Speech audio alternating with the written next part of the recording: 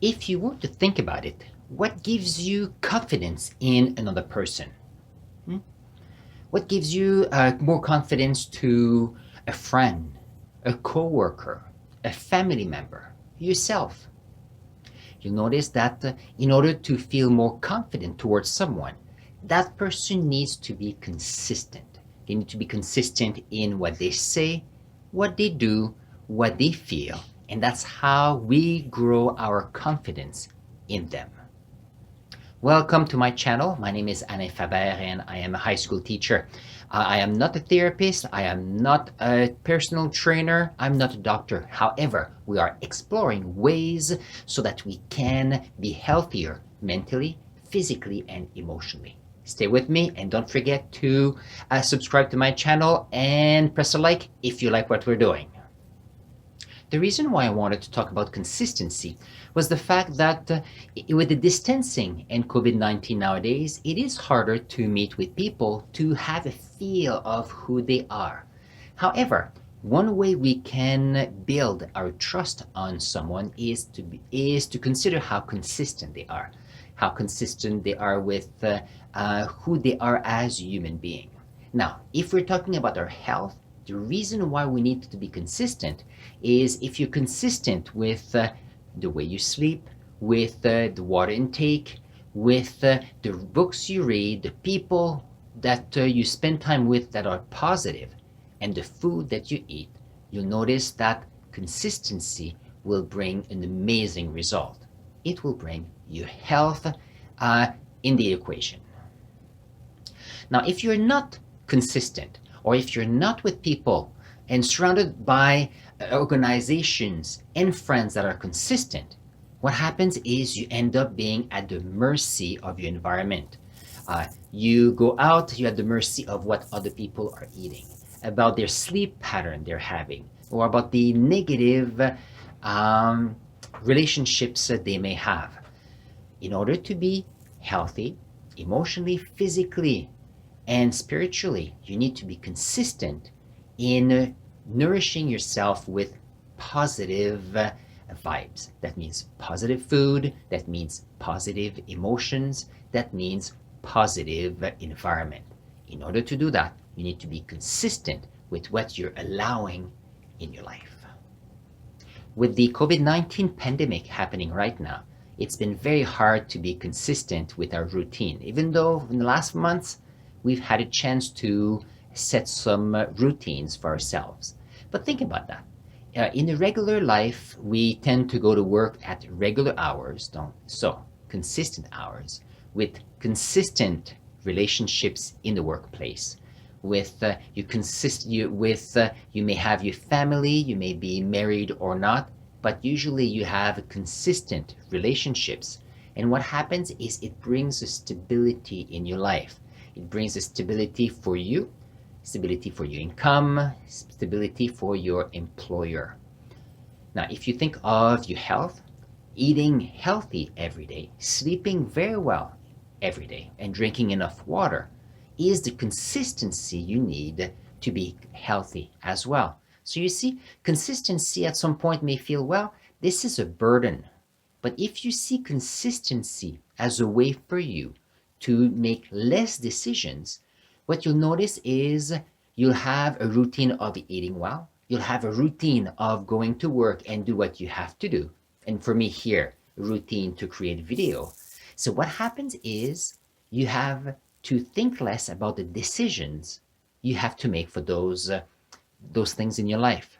So that opens up the opportunities for you to have to use your creative energy to make decisions that matters to change your life, to change the lives of people around you positively.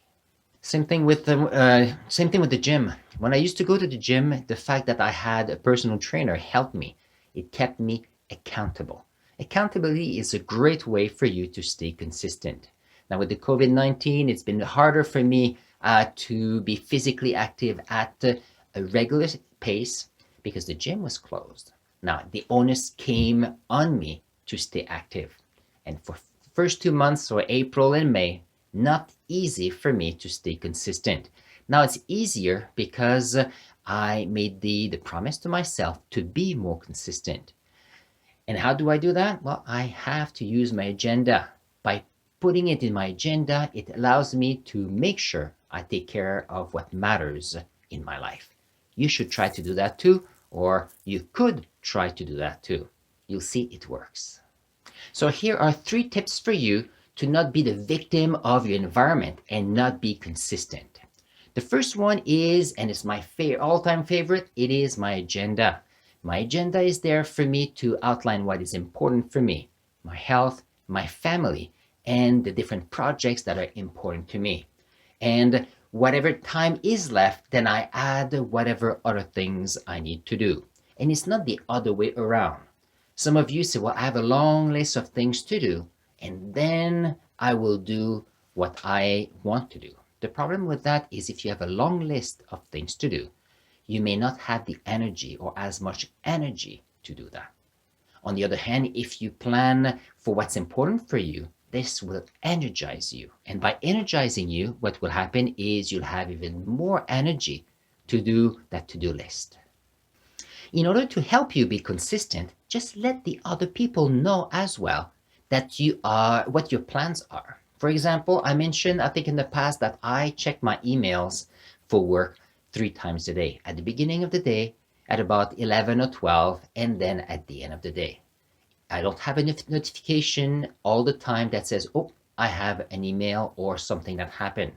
And the reason for that is every time there's an email, that breaks my strain of my line of thoughts, and then I have to refocus afterwards. By turning off my email and all notifications, it allows me to stay in the creative zone in order for me to achieve what I really want to do and what is important to me. The third tip I have for you is about an achievement board. Many of us may have a vision board that tells us what we want to do and where we want to go. However, an achievement board is important too, because an achievement board will outline what are the wins you have. By putting on a board your wins, what will happen is you'll be proud of them. And by being proud of what you've done, it will remind you of your vision, it will remind you of wins, and it will keep you consistent in what you have to do to achieve your main goals. And these are the 3 tips I have for you today. My call to action today is the following. I want you to take your agenda and I want you to plan for the next month. So in the last few weeks, we've talked about the agenda and plan for a day. I want you to plan for the next month.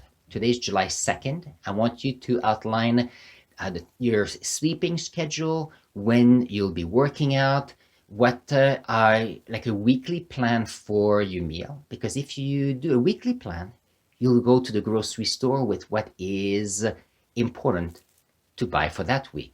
And you notice that if you have a list of food, you will only buy the good food and not buy all these little sweets and things that are not good for you. And by planning your month, you'll notice that you'll open up the time to do what you need. So you may want to decide that between 9 and 12 in the morning, I'm going to focus on my main project, and then leave in the afternoon other things you have to do that are also important, but may not be as crucial to achieve your goal or your main personal goal. That's better. So on this, if you have enjoyed this video, my name is Alain Faber. Don't forget to subscribe if you've enjoyed it, and push that bell button so you know what the next video is all about. And I'm going to put a link to my playlist so that you can see what we've been up to. I'll see you in the next video.